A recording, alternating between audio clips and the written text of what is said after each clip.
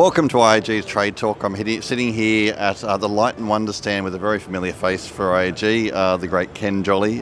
Ken, how's the show been? Look, the show's been good. I thought it was a little bit slow the first day and didn't have a lot of energy, but certainly it was much better yesterday. Today's the last day. Obviously, things are always a bit slower, but we've had a couple of customers through this morning. So, yeah, overall, good. I've also just quickly got to say congratulations, Ken. You're overseeing Asia again now in the managing director role. What's sort of the focus for you moving forward for this company here in Asia? Obviously, it's always about product, and this shows we've got a lot of new product here, particularly in the slot area. We've got the good stuff for systems, and here on this table, like we've got these hockey pucks. We call them hockey pucks, but they're displays. So if someone's playing at a table, they need to buy in more credits or whatever. You can do that right here with your phone to the hockey puck. Also, it's going to be able to be used for bonusing and other rewarding. Also, we're showing here near NFC technology, where you can actually come in and start a session just with your phone by tapping here. There's a little sensor under the table. So that's new technology. We've got facial recognition here at the table as well, and we have facial recognition now on slot machines. So there's a lot of things in the systems area, particularly with the Engage AI, what we're doing there, but all the AI engines driving all that. We can really take a player journey and wherever they're spending money in the property and really identify how you look after that player, right? In the past, I guess, with tables or even with promoting customers, they were in groups, in buckets. Right now, you go in individually, and we can see when they're going to spend more or not. You can do promotions to them in a whole different way that we never did it before, and that's because of the AI information that's coming out of it. So, yeah, lots of products here. And the idea, and obviously a good gaming company is a company that's got good products, good performing products, and obviously that's the focus. Yeah, I mean, it sounds like you're really looking at things like efficiency for the operator, but also customer experience being very important as well. Yeah, absolutely. And I think if you think of the past, tables were like the poor cousins to slots when it came to electronic monitoring and all those sort of things. Tables have moved a million miles in the last period of time. You look at the smart tables out there now, and Macau's taken a big adoption of that. The Philippines are starting as well. The information is coming out of the table is all well and good, and we're getting a lot more information. We're getting it in real time. The player ratings and all that are proper now rather than guesswork. But again, we're looking at ways we can help take that information to improve and put it back into the table and do more things at the table. Yeah, we talk about the digitalisation of table games. I guess it's the new trend. Yeah, absolutely. And there's a couple of companies that are strong in it at the moment. We as a company are getting more into that with the tables as well.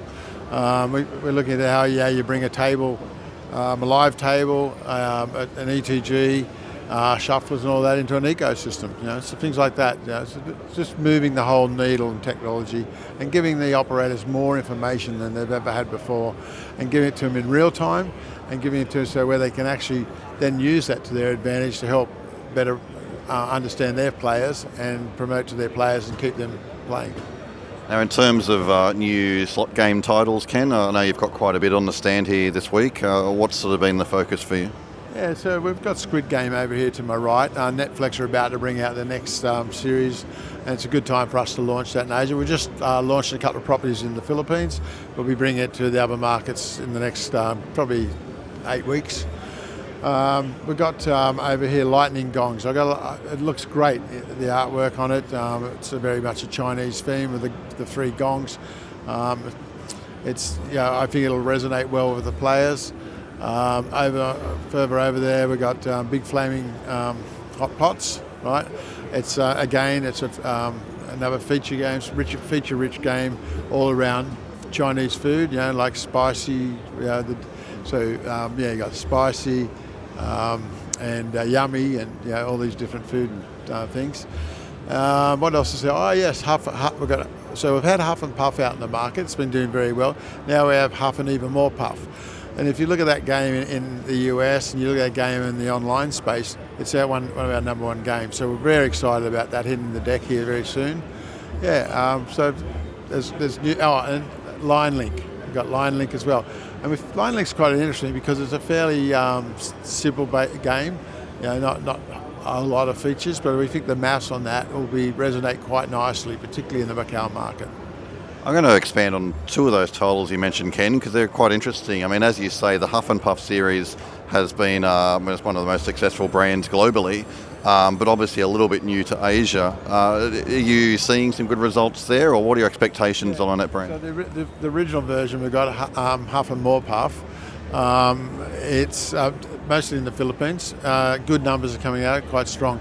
But the good thing about Huff and even More Puff is it actually brings in a second wheel on the top screen, and I think that adds a lot more excitement, a lot more features. And the both games are like very similar, of course, and it's all built around the three little pigs and the wolf blowing the house down. Yeah. So it's kind of cute as well, and it's a bit of a breakaway from we've been very much into Chinese themes for a long time. It's a bit of a breakaway from that and gives the operators something a bit different, and I think there's a bit of appetite for that now. We're seeing that from out in the marketplace. Similarly with Squid Game, when we're talking about sort of these licensed brands, again, I know they've been very successful in the US market. They're very popular there. Probably not as traditional over here, but again, are you seeing that sort of themed thing starting to break through? Well, we obviously put a lot of thought into whether we'd bring Squid Game here. We decided to do it. There's a lot of Korean play, particularly in the Philippines, right? So that's why we launched there first. So it's exciting. It's good timing because Netflix are about to bring out the next series, and we work with Netflix when we launch it into the casinos. Just recently, it went into Solaire North, and those casinos did a very big presentation. Like even the doll at the front of the casino, everything. It was just fabulous. So a lot of interest. It'll be a matter of time. We'll just see how it performs. But it's a very different looking machine as well, which is not a bad thing because it's something different on the floor. Absolutely. One of the other things we've got brought here this time, we've brought a signage package for the casinos. So obviously, the big end of town builds their own signs and makes them all individual, but we've brought a standard sign package here using Simtex Ghost signage, right, where you can actually see through the sign. But there's great images on there. The great thing about that, the flexibility, is that you can have different theme on each side. So if the casino buys one of these signs and then they put another game in there, we just program the sign and it changes. So they're really buying the sign. A smaller venue, if they want the standard sign, they're really buying the one sign. They can keep using it, and it's new looking technology. Well, just finally, Ken, I mean, we're sitting here in Macau, so we should talk about the Macau market briefly. What's happening in Macau for Light & Wonder at the moment? For Light & Wonder or the market in general? Well, a bit of both. I think the market in general, we've just come out of the May Golden Week. I hear the numbers were quite strong from that point of view. We're obviously not back to where we were before pre-COVID. We're not too far off it, but we're not back there. Obviously, that's the mix of mass and not having the VIPs or the junket. Sorry, we got the VIPs, but not having the junkets that we had before. I think we're probably at saturation and probably going to float along at this number for a while, maybe. It's going to be. It'll depend on, of course, where how many people do come in from China and those sort of places. But again, I mean, if you were here during the Golden Week, you couldn't move in town. There were people everywhere. So from a point of view of visitation, there's still a lot of people coming to Macau. From a Light & Wonder point of view, look, it's business as usual. I look at it now, back in the managing director role, we have 3 offices in Asia. We have one in Singapore, our own standalone one in Singapore, which we didn't have before. We have the Macau one, which we've always had. We want to do a bit of a revamp on the showroom there when the time's right, probably end of this year. And then we got the new office in the Philippines up in Clark. And beautiful presentation there, great showroom. We're pretty happy about being up there because at the end of the day, it's only 90 minutes down to Entertainment City.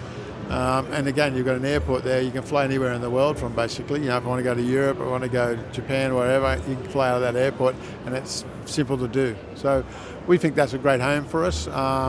Also in the Philippines, RGB are putting out, one of our distributors there, putting a new office down in Mall of Asia area. So we'll have product in there too. So if the ones that don't want to go to Clark, go to the showroom there, or the ones that are up in Clark or want to come up there for a function or whatever, we'll have it all up there as well.